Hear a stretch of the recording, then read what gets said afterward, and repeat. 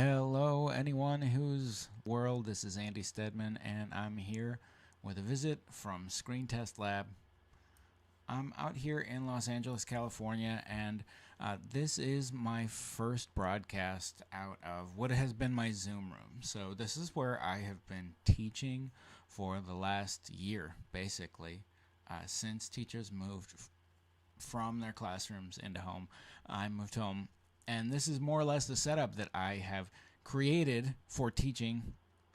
I taught science last year in a middle school setting. It was a lot of fun. I hope that those students took something from it, but what a challenge they had moving from inside the classroom to teaching from home. So I tried to set up a pretty good space so that they could see things, they could hear things, and I could explain things. But one of the things that I found is that it's really, really important to have some stuff that you're interested in. And for me, the stuff that I was interested in, you see around me. So I really spent a lot of time really building papercraft models and getting old film equipment. And so this is the space where I want to run my own class and teach you about small scale filmmaking.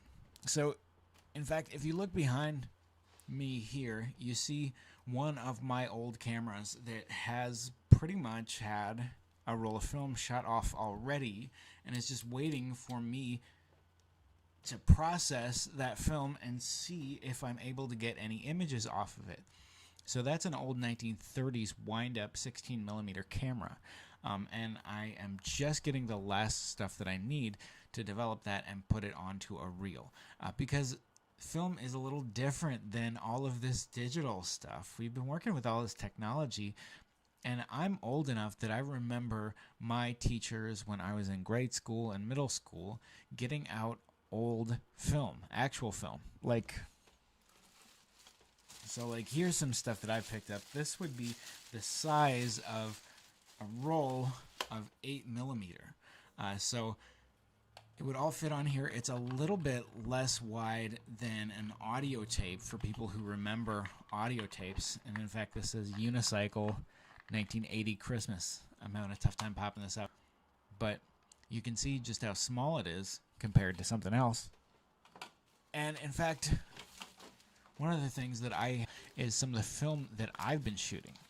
So I've got a roll of 8mm film that I got back from the lab about a month ago. And when I did, I got a chance to look at it, the scanned version. But the film itself is all here on an archival reel, and it's affixed with white leader. So let's just see if we can look at any of the images. Now these will be inverted. This is color negative film. And if anyone has actually used film before, they're probably hating what I'm doing right now because, this could easily get some film scratched up or damaged, or it just makes a big mess. It's like a tape that I have to wind back. But I am going to guess that it's actually okay. I want to show you a little bit of my home movies so that you can see just how big these are. So I'll show you the scanned version so that you can see that. But I just wanted to actually take out some of the film and show you what it is that I hope to be doing with this channel, which is to really handle film and to try and work on some home developing skills that I've been working on for the last year. Because the truth is, while I was teaching middle school science, I found that the only way I could stay engaged was leaning back into the thing that really inspired me to begin with. And if I care about science, chances are I care about science for a specific reason. Something like I want to care how a microphone works. I want to be able to understand the output of a mic so that maybe I could hack it for some other purpose. You could use it as its own input for a different kind of project. So for film, I always wanted to make film. This is actually the first film that I've shot.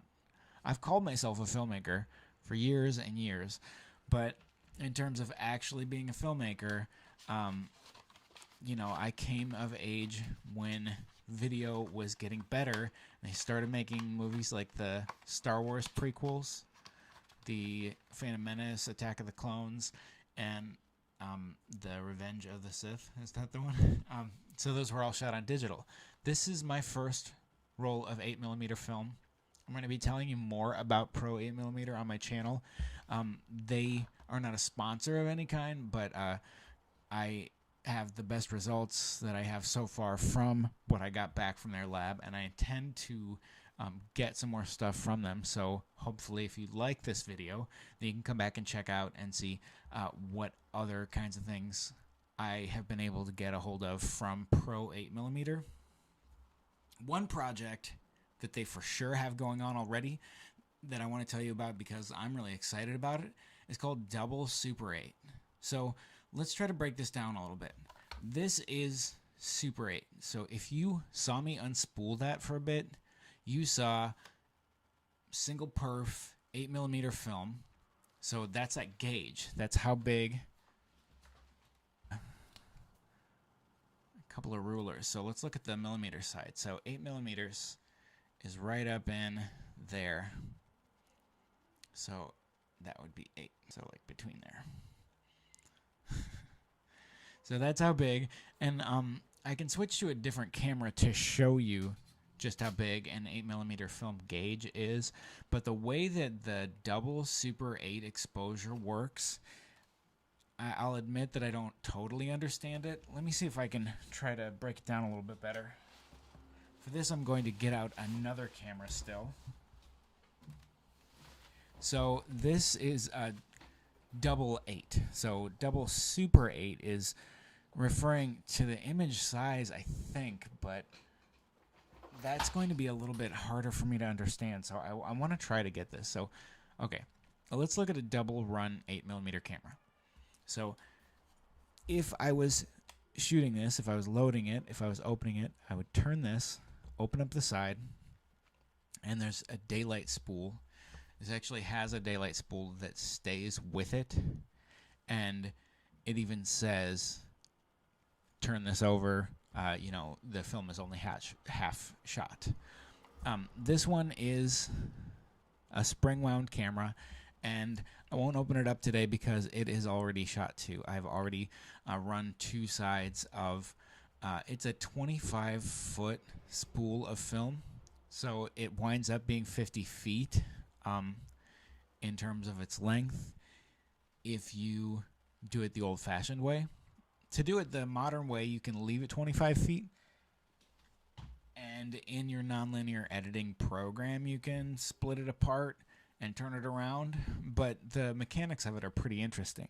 So that film itself is actually 16mm wide. So it's double the width, but it would have wound up 8mm. In the olden days, things were a little different. So they actually would have taken, like, if you look at it like a seam ripper that you get from like a craft store or something that's on a card, it's almost like that. It was like a little cylinder, and there was a bit of razor blade inside, and you would run it through, or if you had an editing station that you would hand wind the film, a lot of times there was a spaced out place where you could kind of set it down and unwind that film, and then one spliced together in the middle, wind it up on a reel, and you wind up with a double 8mm film. So that's the stuff that I have shot in that old Bell and Howell. So this is all the stuff that I'm hoping to get developed, to get transferred, to maybe get color corrected. Shot I would like to hand develop, and I've done some of the tutorials and gone to one or two of the like webcam series with the Echo Park Film Center, and they have a whole interest in eco processing. So there are a lot of different types of like plant chemicals in the kitchen. So like coffee, tea, stuff like that can be used film. So this is the stuff that I would like to do here on my channel, and I'm really excited about doing it. So I hope that if you've stopped to watch this stream, and I hope that if this is stuff that interests you, that you consider joining my channel. You could like. This is all, I know it's the first stream, so I'm just getting things going. In fact, another interested in, I'm almost reacting like this is a Zoom meeting, even though I'm on YouTube. Just installed Unreal Engine onto my machine, and I'm really interested in seeing if I can get under the hood of that at all to try and learn how to use it for. So the way that they work on them is so good and so interesting. There's a much smaller scale version of it that might be able to be done. So which is what you're seeing me broadcast on. And once I load up Unreal Engine, I'm going to be doing some experiments with that. And then I'll also be doing some experiments with Blender, which I'm still kind of a newbie, but I'm really excited to learn that. So that's the kind of thing that I expect to be streams. This is going through making the donut tutorial in Blender and doing some video experiments. So that's what you have to look forward to. And if that sounds interesting to you, I hope that you consider joining us here. Screen Test Lab, we got a lot of fun stuff on our way. So let me get back to the thing that we wanted to talk about this entire portion of the day. Here, I'm going to see if I can add the playback. So this would be from archive.org. So archive.org, really interesting source. It's a repository of all of this different kinds of media. So let's take a look. Display cap.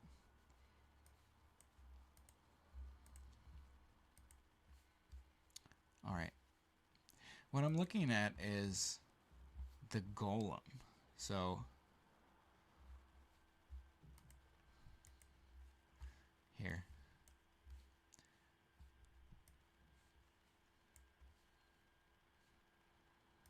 Yes, please. Thanks for your patience. Any viewers, I'm just adding my permissions to allow the channel to show you some old vintage video. Oh, great.